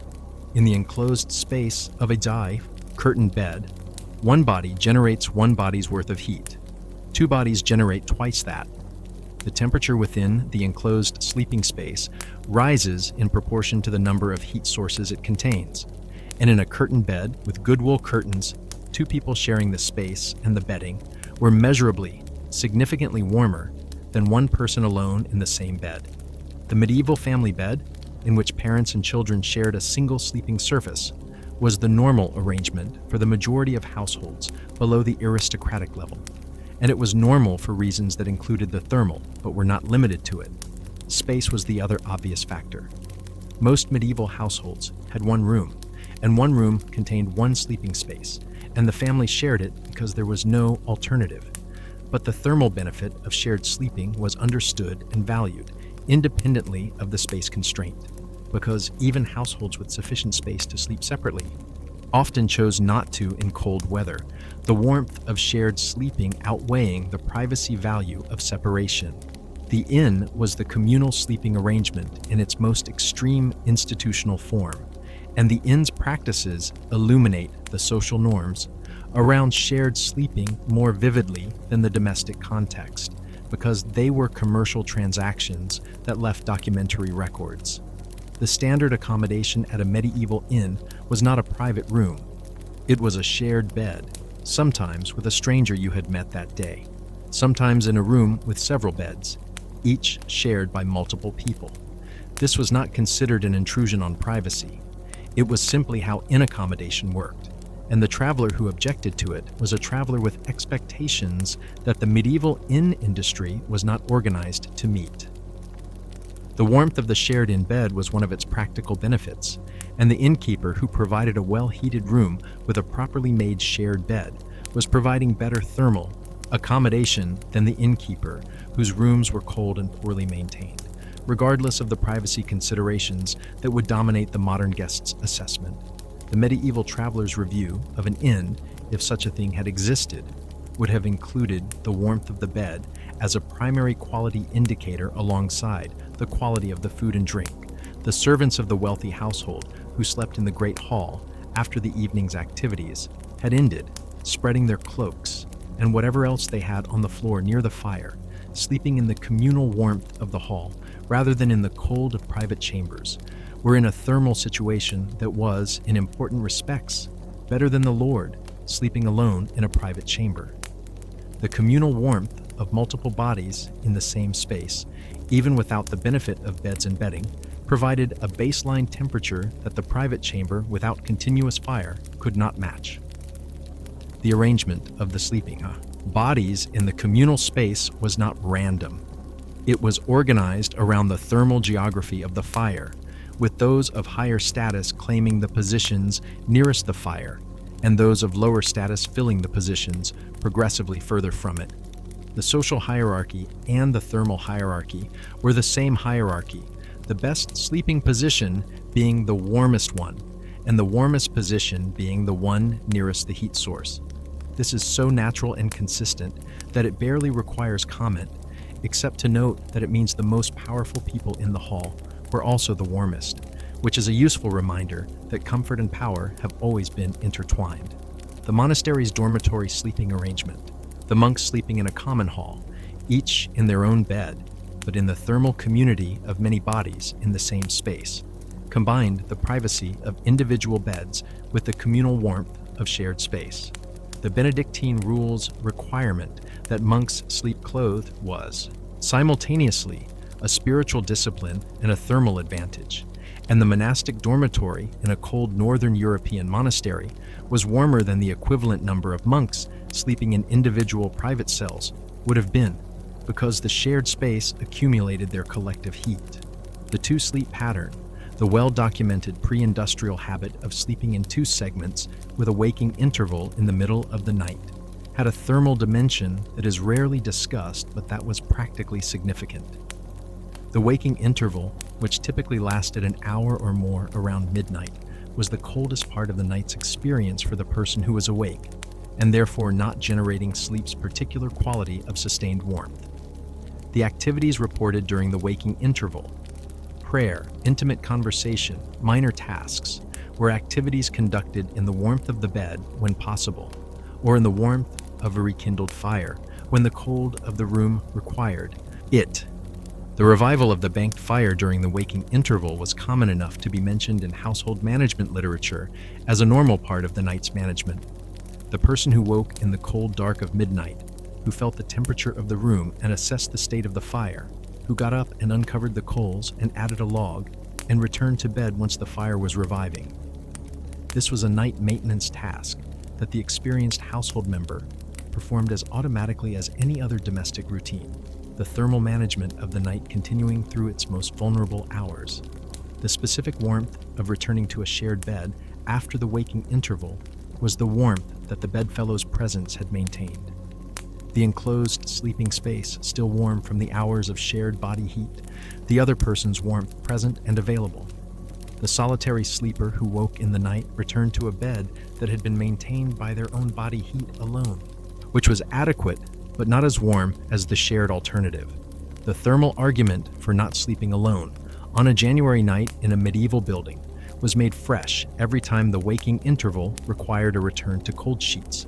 The social management of communal sleeping, the etiquette of who shared a bed with whom, the rules about appropriate bedfellows for people of different social ranks, the management of the privacy that sharing inevitably reduced, was part of the medieval social code, and it was managed with the practical sophistication of a society that had been dealing with these questions for generations. The rules were not primarily about thermal optimization, of course. They were primarily about the social order and the preservation of appropriate relationships between people of different ranks and genders. But the thermal outcomes of following the rules were real, and the rules produced sleeping arrangements that managed both the social and the thermal dimensions of the medieval frosty night. Chapter 8. The Seasonal Preparation. How medieval households got ready for winter months in advance. Winter did not arrive without warning. This seems obvious. Winter arrives every year. It has always arrived every year. And the agricultural society of medieval Europe had been organizing its entire annual cycle around the fact of winter's arrival, since the first northern European communities discovered that the cold season was incompatible with the warm season food supply. But the specificity of the preparation, the detail, and the comprehensiveness of the work that medieval households did in the months before the first frost to ensure that the cold season could be survived is worth examining carefully, because it was not incidental to cold management. It was the foundation of it. The medieval year was, in its thermal dimension, a year of accumulation and expenditure. The warm months were for accumulating food, fuel, clothing, the material resources that the cold months would consume. The cold months were for spending those resources wisely, managing the accumulated supplies to last until the warmth returned. The quality of the winter, how warm, how well fed, how adequately clothed the household's members were through January and February, was determined largely by the quality and completeness of the summer and autumn preparation. A household that had prepared well went into winter with reserves. A household that had not was spending the cold months in the specific anxiety of the nearly adequate, calculating the distance between what it had and what it needed. The Martinmas slaughter was the autumn's thermal pivot, the moment in November, around the Feast of St. Martin on November 11th, when the majority of the household's livestock were assessed, and the decision was made about which animals would survive the winter and which would be slaughtered for their meat. The decision was, fundamentally, a fuel calculation. Keeping an animal through the winter required feeding it, and the fodder stored for winter animal feeding was a finite resource that had to be distributed across the animals that were worth keeping. The cow that would produce a calf and milk in spring was worth the fodder. The old ox that had finished its working life was not, and it was slaughtered, its meat salted and preserved, its fat rendered into tallow for candles and cooking, its hide cured for leather, its bones boiled for whatever nutritional value remained in them.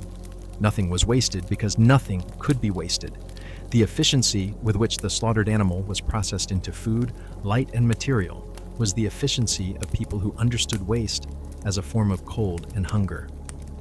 The salting of the Martinmas meat was the autumn's primary food preservation task, and it was performed with the comprehensive attention of a household that knew the salt meat in the barrel was what stood between it and hunger in February. The salt, itself a commodity whose supply was managed carefully, whose trade routes were among the most economically significant in medieval Europe, was packed around the meat in quantities that balanced preservation against the palatability reduction that excessive salt produced. The barrel was sealed, labeled, and stored in the coolest available location. The cellar, if the house had one, the root store, the corner of the building where the ground stayed coldest. The root cellar was the cold storage technology of the medieval household, and it exploited the same thermal physics that the thick stone wall exploited. The thermal mass of the earth. The temperature of the ground a meter or two below the surface remains relatively stable through the year, warmer than the winter air, cooler than the summer air. And this thermal stability was the ideal condition for food storage. The root vegetables, turnips, parsnips, carrots, beets, stored in the earth cellar, lasted through the winter in conditions that neither froze them nor allowed them to rot at the room temperature pace that above-ground storage would have produced. The careful stacking of the root cellar, the arrangement of the vegetables in layers of sand or dry straw that prevented contact between individual vegetables and slowed the spread of rot from any one spoiled specimen to its neighbors, was storage technology of genuine sophistication. The farmer who stacked turnips in sand was doing the same thing the modern refrigerator does with a crisper drawer, managing the moisture and atmosphere around the stored food to extend its viable life, through understanding that was empirically derived but practically exact. The hay harvest was the fuel for the animals, the dried grass cut in summer and stored in the hay barn for winter feeding, and its management determined which animals the household could afford to keep through the cold months.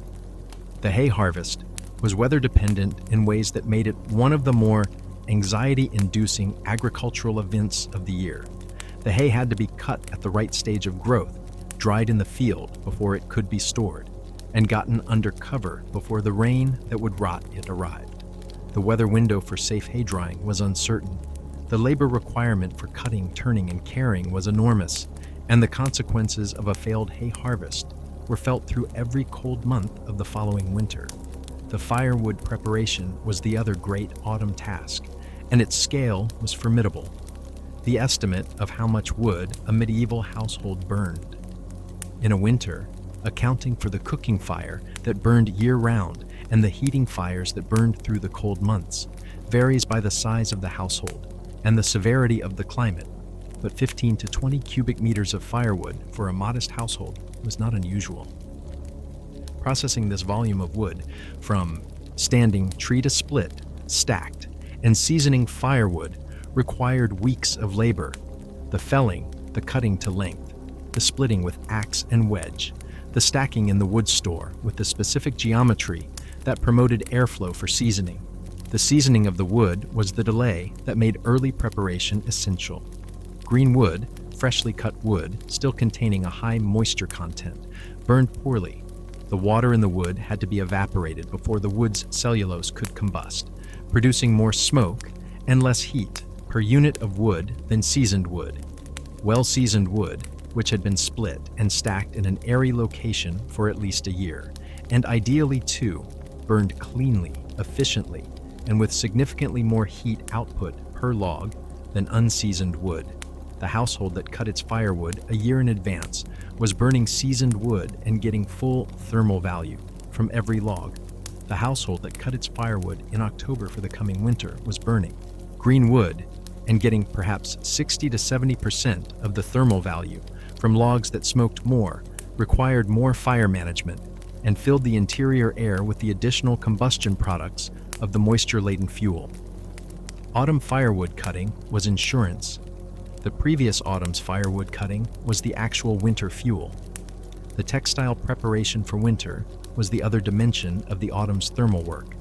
And in a household that produced its own wool and its own cloth, which was the majority of medieval rural households, the preparation of winter clothing was a year-round occupation with a seasonal rhythm.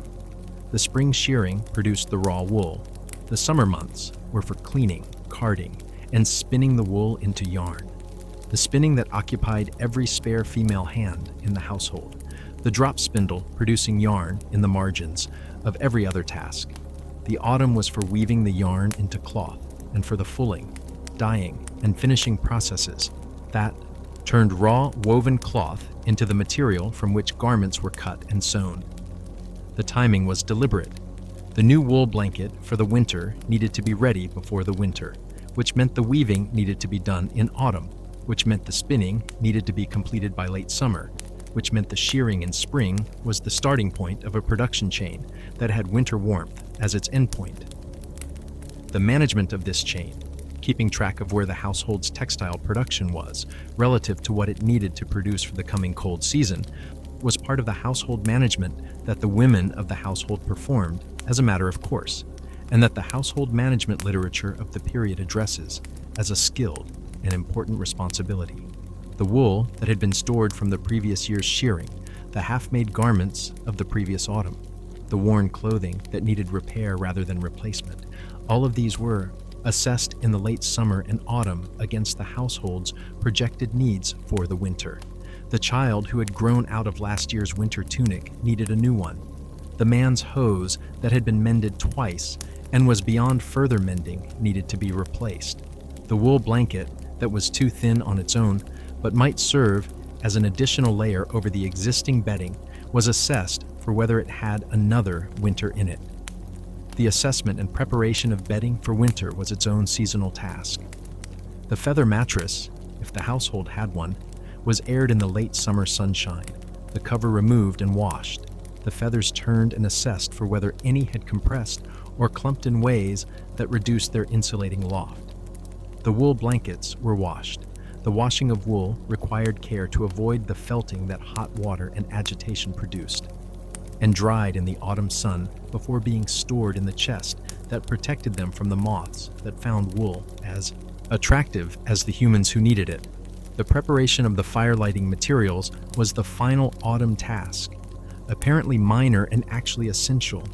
The tinder of dried fungus or charred cloth that the flint and steel needed to catch. The dry kindling of fine split wood that would carry the tinder's spark to the larger fuel. The stored reserve of dry fine wood that would be needed on the wet mornings when finding dry material outside was impossible. The household that ran out of dry tinder in February was the household that faced the specific frustration of cold mornings, made colder by the inability to start the fire without difficulty, and the preparation of tinder stores was the small, easily overlooked task that the experienced household manager never overlooked. The preparation calendar of the medieval household for winter was not a list of tasks. It was a continuous, overlapping series of operations that ran from the spring shearing through the summer hay harvest, through the autumn slaughter and salting and woodcutting and textile work, all organized around the single endpoint of being ready when the cold arrived. The cold would arrive regardless of whether the household was ready. The preparation determined the difference between facing the cold from a position of adequacy and facing it from a position of insufficiency. Chapter 9. The Church and the Cold. How religious life structured both the problem and the solution. The church bell was ringing, not a figure of speech, literally ringing, the bell of the parish church sounding through the cold January air, at intervals that organized the day, in ways that the modern clock has not entirely replaced, but has considerably displaced. The canonical hours, the 7 divisions of the day prescribed by the Benedictine rule, and observed in various forms across medieval Christendom, were not merely a liturgical schedule. They were the temporal framework within which medieval people organized their activities, including the activities of cold management, matins at midnight, lauds before dawn, prime at sunrise, terce at mid-morning, sext at noon, none at mid-afternoon, vespers at sunset, compline before sleep. The rhythm of prayer and the rhythm of the cold day intersected at every point, and the church's calendar was simultaneously a theological structure and a practical schedule for managing the thermal challenges of the year. The church building itself was a paradox in the cold management picture.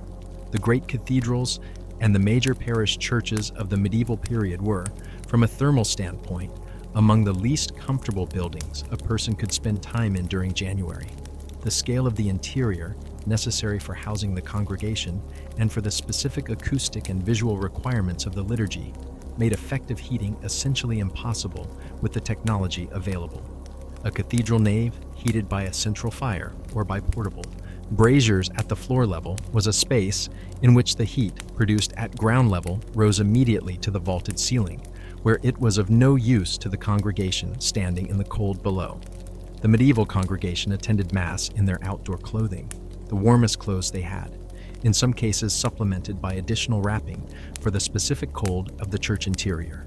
The stone floor of the church, without rushes or any other floor covering, was cold from the ground up, in the specific way of stone that had been unheated for centuries. The stone walls, without tapestries or any other insulation, radiated cold in the direction of the interior.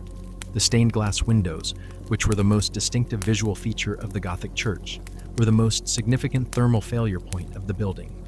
Large areas of glass, extremely thin, providing minimal insulation between the cold exterior and the interior where the congregation stood. Standing still in the cold, which is what attending Mass required, is the worst possible strategy for maintaining body temperature, because the generation of heat by the muscles requires the movement of the muscles, and standing still removes this heat source. The congregation attending a winter Mass in a cold stone church was doing so under conditions that were, by any thermal measure, challenging, and the duration of the medieval Mass, which could be extensive on feast days, meant that the cold exposure was prolonged. The physical management of cold during Mass was the congregation's private concern. The wealthy parishioner had furs and the warmest wool. The poor parishioner had less, but brought whatever they had, and stood as still as the devotion required. The specific cold of the stone church floor was addressed by the rushes that the parish maintained in the nave, the same rushes that served the domestic floor covering function serving the liturgical one, and by the thick-soled shoes or pattens that the congregation wore. The monastery was the institution that took the cold of religious life most seriously as a spiritual discipline, because the monastic tradition had a complex relationship with bodily comfort that made the management of cold into a matter of theological significance. The Benedictine rule was relatively moderate in its approach to physical comfort. It recognized the need for adequate warmth and provided for it, requiring that the monastery maintain a heated common room to which monks could warm themselves, and specifying that the dormitory provide adequate covering for the cold months, But the tradition of physical austerity that ran through the monastic culture, the idea that discomfort was spiritually beneficial because it detached the soul from bodily preoccupation, meant that the warmth provided was always calibrated against the spiritual risk of too much comfort. The Cistercian reform of the 12th century pushed this austerity. Further, the Cistercian dormitory was deliberately kept cold as a form of penitential discipline, the monks sleeping in their habits rather than in the comfortable bedclothes that the Benedictine tradition allowed. The cold of the Cistercian dormitory on a January night in a stone building in northern France or England was a genuine ascetic experience, and the monks who maintained it were doing so deliberately as a form of spiritual practice that used the body's discomfort as a tool for the soul's advancement. The heating room, the calefactorium or warming room, was the thermal centerpiece of the monastic complex, and its provision was universal across the major monastic orders regardless of their approach to austerity. The warming room was the one place in the monastery where a fire was maintained specifically for the comfort of the monks, not for cooking, not for manufacturing, but for warmth, for the relief of cold hands and cold feet after the liturgical duties that required standing in the cold church and the outdoor processions that took place in all weather.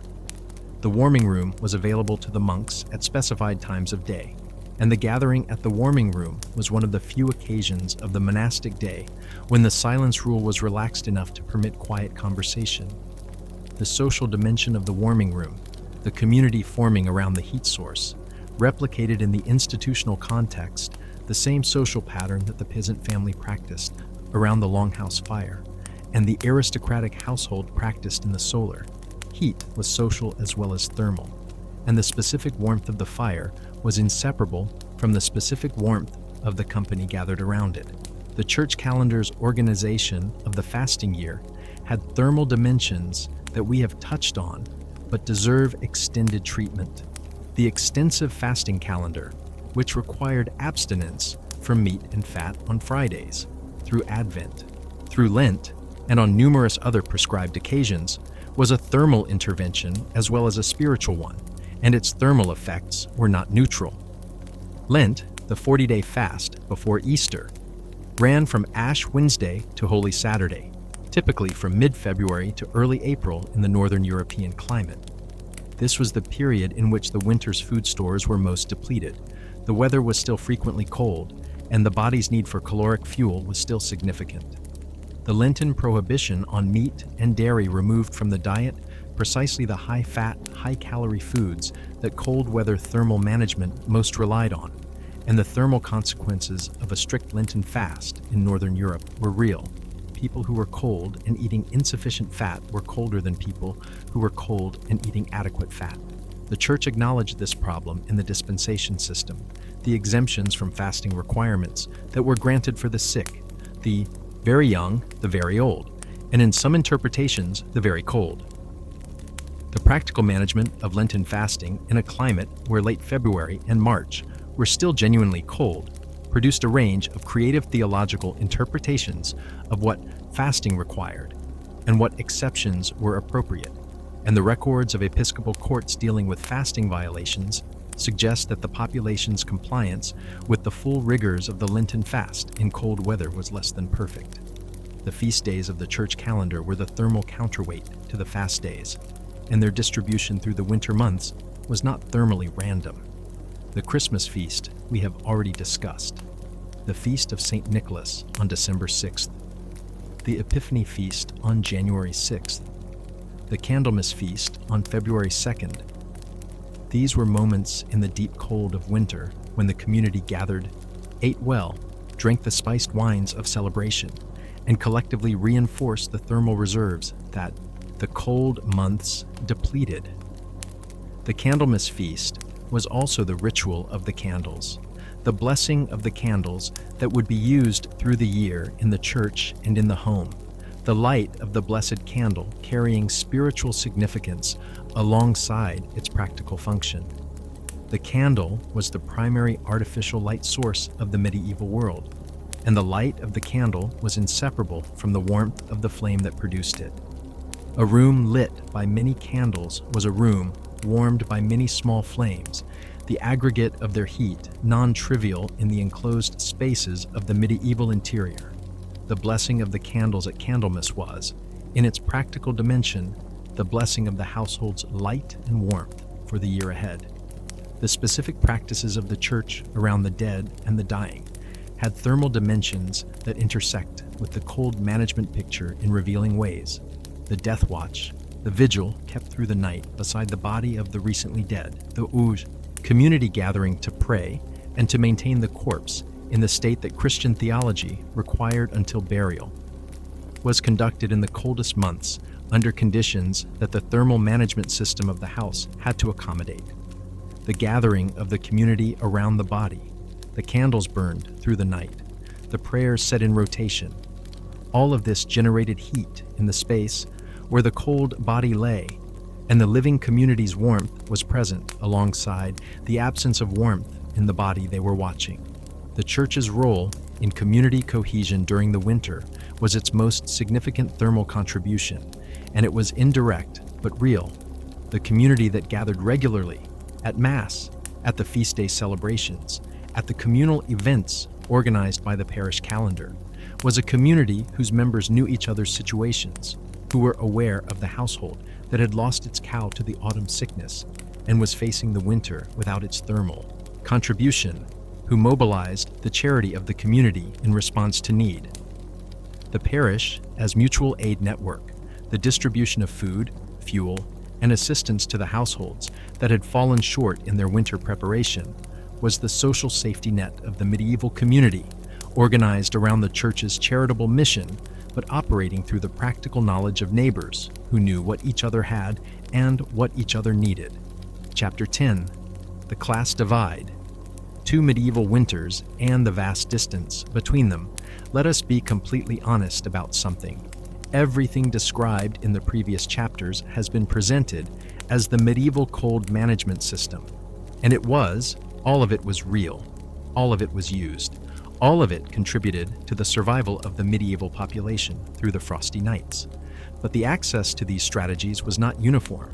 It was not even close to uniform. It was stratified by wealth and social position in ways that meant 2 people living within a mile of each other in medieval England experienced the January night in conditions so different that calling them participants in the same system is technically accurate and practically misleading. Let's meet them both. The lord of the manor is in his solar. The solar is a room of perhaps 6 by 8 meters, its walls hung with wool tapestries that have been in the family for 2 generations, and that depict hunting scenes in colors that are faded but still warm-toned in the firelight. The fireplace against the north wall holds a fire of seasoned oak logs. The estate's woodcutters have been cutting and stacking since September, and the wood store is full. The fire has been burning since afternoon, and the stone walls of the solar have been absorbing its heat for hours, the thermal mass of the thick masonry storing warmth that will radiate back into the room through the night. The floor is covered with a wool carpet in the areas where people walk and sit. Not the full floor coverage that would come in later centuries, but the areas of use, the paths and gathering spaces covered against the cold stone. Beneath the windows, small, shuttered with heavy wood, sealed against the draft with wool padding. The gap between shutter and wall has been packed with cloth. The door has a heavy curtain on the inside. The room is not warm by modern standards. A thermometer would read perhaps 12 to 15 degrees Celsius. But it is warm by January standards, warm enough to sit in without a cloak, warm enough to use the hands without them aching. The Lord's bed occupies a significant portion of the room's floor space. It is a 4-poster structure with oak posts and a canopy frame. The curtains of heavy wool brocade drawn closed when in use. The interior of the bed its own thermal space. The mattress is feather. The estate's geese are partly kept for their down, which is collected at the autumn plucking. The sheets are fine linen, bleached and smooth. The blankets are 3 layers of good broadcloth wool. The coverlet is lined with miniver, the white belly fur of the squirrel, a prestigious but not the most expensive of the fur linings available. The Lord's bedtime preparation follows the sequence that the household has maintained through every winter he can remember. The warming pan has been moved through the bed by the chamberlain, the hot coals heating the sheets and the blankets to the temperature that makes getting in a pleasure rather than a shock. The evening's drink has been hippocras, the spiced wine that the kitchen prepared at the Lord's preference, ginger and cinnamon and honey mixed with good Gascon wine, heated to the temperature that delivers warmth to the throat and the stomach simultaneously. The supper has been generous, the salted pork from the Martinmas barrel, the pottage with marrow, the bread that the estate bakehouse produced this morning, the vegetables from the root cellar that still have weeks of viability in them. He gets into bed wearing the linen nightshirt that the laundress has warmed near the fire, the sleeping cap that his wife placed ready on the bedside coffer, and the light wool bed socks that are the specific acknowledgement of the cold foot problem. He draws the curtains closed. His wife is already inside. Her body heat has contributed to the warming of the curtained interior for the half hour since she retired, and the enclosed space is markedly warmer than the room beyond the curtains. The small dog, the merle-colored lapdog that is his wife's particular companion, is curled at the foot of the bed, its warmth present at the feet of the sleeping couple, in the way that has made small dogs the bedmates of the wealthy for as long as wealth and dogs have coexisted. Outside, the temperature is -6. Inside the solar, near the banked fire, the temperature is perhaps 8 degrees. Inside the curtained bed, with 2 people and a small dog, and the accumulated heat of an hour's occupation, the temperature is perhaps 15 to 17 degrees. The lord of the manor is warm.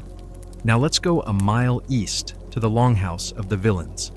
The building is approximately 12 meters long and 6 meters wide, one room divided by the physical presence of the people and animals it contains rather than by walls. The family occupies the western third, the end nearest the fire. The cattle occupy the eastern third. The fire burns in the center of the western space, its smoke rising to the thatch above and finding its way out through the smoke hole, leaving a permanent gray deposit on the underside of the thatch that is also, incidentally, a reasonable fire retardant.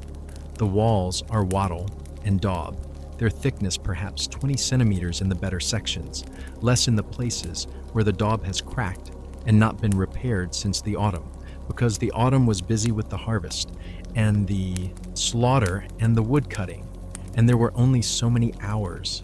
The cracks have been stuffed with moss and straw in the most obvious places. The draft from the worst of them is noticeable when the wind is from the northeast, which tonight it is. The family, the man and his wife, their 3 surviving children, aged 4, 7, and 11, and the wife's mother who is old enough that keeping her warm is a matter of active concern rather than passive provision. They have eaten tonight the pottage of turnip and dried peas with a piece of the salt pork from the Martinmas barrel, the bread of maslin flour, the ale that the wife brewed last month. It was sufficient. It was not abundant. The sleeping arrangements are organized around warmth, with the unself-conscious practicality of people who have never had the luxury of organizing them around anything else.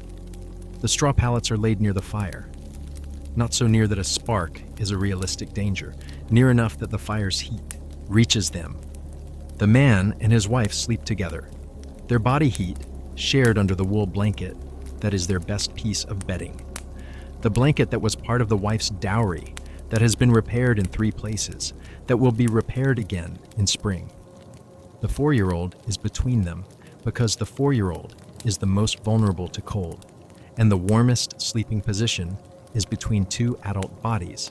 The 7-year-old and the 11-year-old sleep together under the second blanket, coarser, thinner, a later acquisition, with the dog, a medium-sized working animal that understands the sleeping arrangement and participates in it with the pragmatic warmth-seeking of an animal that has worked out where the best heat is.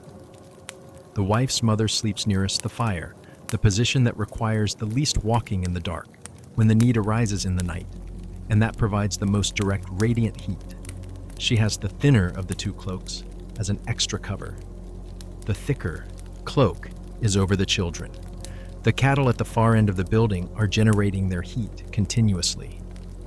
On a night like tonight, the contribution of 2 cows and a calf to the interior temperature of the longhouse is measurable, perhaps 3 to 4 degrees above what the fire alone would achieve in the building without them.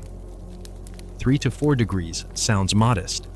In January, in a building with drafty walls, 3 to 4 degrees is not modest. 3 to 4 degrees is the difference between sleeping adequately and sleeping in genuine cold. The temperature inside the longhouse tonight, perhaps 4 to 6 degrees Celsius in the sleeping area near the fire. Outside, -6. The walls and the fire and the animals and the shared body heat of the family are maintaining a 10-degree differential between inside and outside, which is the hard-won result of everything described in this script: the building, the fire management, the animal heat, the clothing worn to bed, the shared sleeping. It is warm enough to survive the night. It is not comfortable in any modern sense. The 4-year-old will wake twice and be resettled. The wife will wake to check the fire and add a piece of wood at the midpoint of the night. The man will wake when the dog shifts and then sleep again. The wife's mother will be cold toward morning when the fire has burned lower and will lie still because getting up is harder than enduring. They will all wake at dawn, cold but alive, and the fire will be revived, and the morning pottage will be heated, and the January day will begin. The distance between the Lord's bed and the villain's pallet is not simply a distance of comfort. It is a distance of vulnerability. The Lord, if his fire went out in the night, was cold but not endangered. The thermal mass of his solar walls, the warmth of his feather bed and fur coverlet, his wife's body heat beside him, meant that the absence of the active fire was uncomfortable rather than dangerous. He would wake cold, and cold enough to be annoyed, and the servants would revive the fire, and the hypocras would be heated, and the discomfort would be resolved before it became a crisis. The villains, if their fire went out in the night, were in a different situation. The thin walls, the straw mattresses, the single wool blanket, the cold of -6 outside. Without the fire, the temperature inside the longhouse could drop to dangerous levels within hours, especially at the extremes of the family, the 4-year-old, the grandmother. This was not a theoretical risk.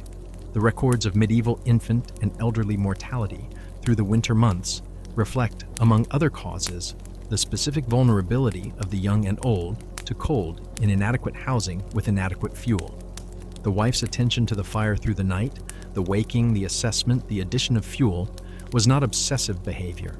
It was the survival management of someone who understood that the fire was not a convenience, but a necessity, and who had internalized this understanding in the form of a specific nocturnal vigilance that the modern person who has never had to manage this does not need and therefore does not develop. The management of the frosty night was, in this fundamental sense, a class experience as well as a universal one. The universal experience was the cold. Everyone was in the same winter, and the winter was cold for all of them without distinction. The class experience was the adequacy or inadequacy of the resources available to respond to it, and the gulf between these resources was wide enough that it determined not just the quality of the sleep, but sometimes whether the vulnerable members of the household survived the winter at all. Conclusion: the January night is ending. The darkness that has been pressing against the shutters since mid-afternoon is beginning to thin at its edges, not yet light, not yet the pale gray of pre-dawn, but the specific thickening of the dark that precedes the light, and that the experienced sleeper, attuned to the rhythms of the frostiest nights, sometimes senses before they can articulate what they're sensing. The fire has burned low, not out. The banking worked. The ash cover held through the deepest cold hours, and under the gray surface the coals are still red, still warm, still available. Someone will uncover them in an hour and add the first fuel of the new day, and the fire will climb back to its working height, and the room will warm from the temperature it has held through the night to the temperature that the morning's activity requires. The people in this building have survived the night. Not dramatically, not through extraordinary heroism or remarkable technology or the specific grace of exceptional circumstances, through the accumulated ordinary practical intelligence of a culture that had been managing cold for generations and had developed in that time an extraordinary comprehensive system of strategies and knowledge and social arrangements that together constituted the answer to January's question. The thick walls held, the banked fire held, the clothing held, the woolen layers, the sleeping cap, the body heat of the person lying beside you. The food eaten at supper continued to fuel the body's heat generation through the hours of fasting. The animals contributed their warmth. The bed, whatever quality of bed the household possessed, provided the insulated space that the body needed to maintain its temperature through the still hours. None of this was simple. None of it was the passive, automatic comfort of the heated modern home. Every element of the system required knowledge to deploy correctly. The knowledge of which wood to use and how to bank it. The knowledge of how to layer the clothing for sleeping. The knowledge of how to manage the shutters and the draft excluders and the fire management tools. This was knowledge that had been learned from parents, from neighbors, from the accumulated tradition of the community, and was held in the household as practical skill rather than theoretical understanding. The child who grew up in a medieval household in Northern Europe was learning cold management from infancy, watching the fire being banked, learning to distinguish the smell of a well-banked coal bed from the smell of a fire going out, absorbing the daily rhythms of shutter management and draft gap sealing, and the organization of the sleeping space around the heat source. By adulthood, this knowledge was so thoroughly embodied that its individual elements were below the threshold of conscious thought. The experienced medieval household member managed the cold with the automaticity that the modern person manages the thermostat, the difference being that the medieval person's system required constant active management rather than a single adjustment. The thermal intelligence of the medieval household was not inferior to modern thermal intelligence. It was different, organized around different tools, different resources, different theoretical frameworks. But the quality of the thinking that produced it, the generations of empirical observation and practical refinement that shaped the strategies this script has described, was the same quality of thinking that produces all successful human adaptation to challenging environments. The feather mattress was not a primitive version of the memory foam mattress.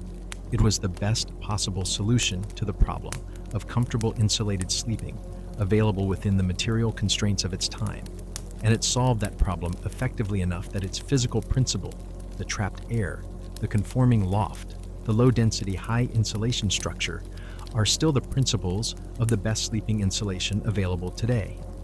The layered wool clothing was not a primitive version of the technical outdoor jacket.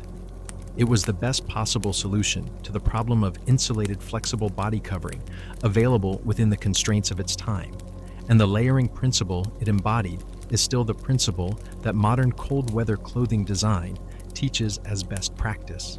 The communal sleeping, the shared body heat, the social organization of warmth around the fire. These were not failures of privacy or dignity.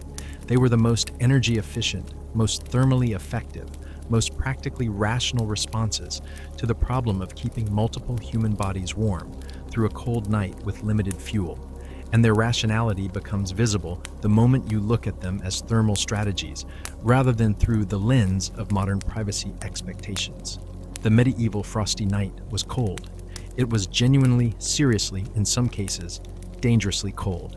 And the people who managed it were managing something real and demanding, but they managed it. Generation after generation, through the January nights of the medieval centuries, in the longhouses and the manor houses, and the monastic dormitories, and the inns and the great halls, and the cramped urban tenements, the people of medieval Europe went to sleep in the cold and woke in the morning, and the knowledge they used to do it was built up across centuries of the same problem and the same solution, refined and transmitted and practiced until it was as natural as the cold itself. The fire is coming back now, the coals uncovered, the dry kindling catching, the first log of the morning beginning to take hold. The room is warming. The shutters will be opened when the frost on the outside has softened enough that the morning light is worth having. You survived the night, not because the medieval world was easier than it seemed, but because the people who lived in it were considerably smarter than they are sometimes given credit for. They always are.